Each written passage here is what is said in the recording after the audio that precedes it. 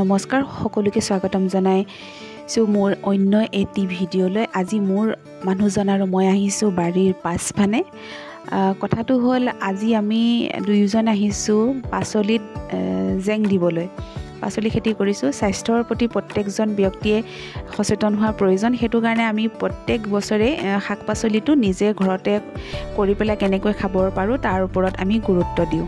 এয়া কৰিছোঁ আমি তিয়ঁহবিলাক অলপ ফুলিছে বগাইছে, তাত আমি দিবলৈ আহিছোঁ জেং। আৰু লগতে কৰিছোঁ অলপ জিকাৰ খেতি। আৰু জিকাৰ খেতিখিনিৰ লগত মানে আমি এয়া চাং দি দিছোঁ যাতে ওপৰলৈ ধুনীয়াকৈ জিকাখিনি বগাই যাব পাৰে। বৰ্তমান সৰু হৈ আছে বাৰু জিকা গছবিলাক।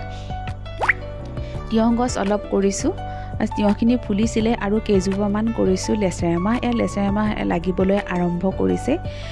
ৰাসায়নিক সাৰ ব্যৱহাৰ নকৰাকৈ আপোনালোকে যিসমূহ পাচলি ব্যৱহাৰ কৰে স্বাস্থ্যৰ বাবে খুবেই ভাল। সেইটো বাবে কওঁ প্ৰত্যেকেই নিজৰ দৈনন্দিন জীৱনত ব্যৱহাৰ কৰা পাচলিসমূহ নিজেই কম পৰিমাণে হ'লেও কৰি পেলাই খাবলৈ চেষ্টা কৰিব লাগে। এপিনে আধা বিঘামান কৰা হৈছে ৰঙালাও খেতি।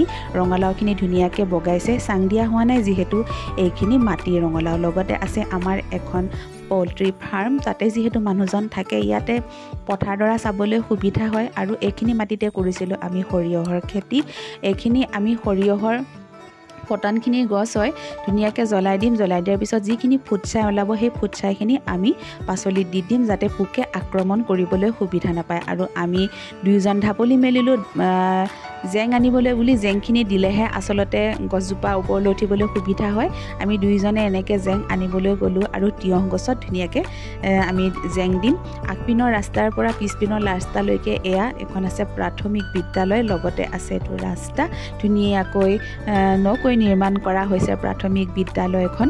আৰু মই মোৰ মানুহজন লাগি গ'লোঁ এয়া জেং দিয়াত।